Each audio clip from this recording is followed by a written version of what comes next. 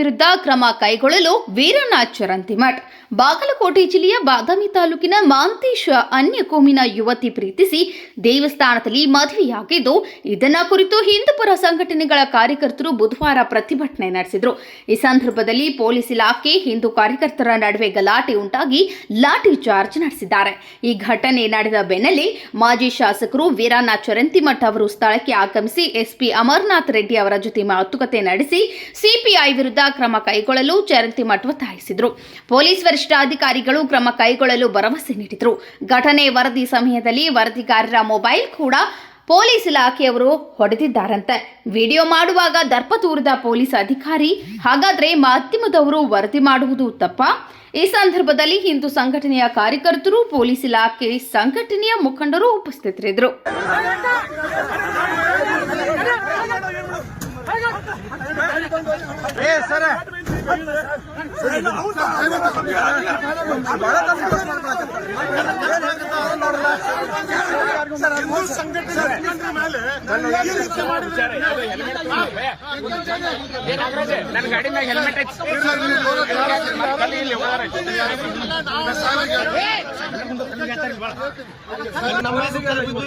ನೋಡ್ರಿ, ನಾವ್ ಏನ್ ಬಗ್ಗೆ ನಮ್ಗೆ ಅಪಾರ ಗೌರವ ಐತೆ.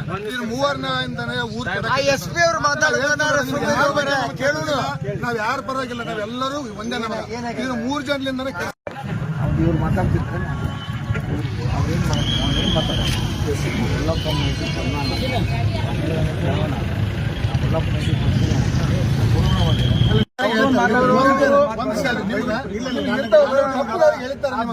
ಮಾತಾಡಿದ್ದ ಒಂದು ನಾವ್ ಆಕ್ಷನ್ ತಗೊಂಡ್ನಲ್ಲ ಸರ್, ಆಕ್ಷನ್ ತಗೊಳ್ಳಲ್ಲ ಅಂದ್ರೆ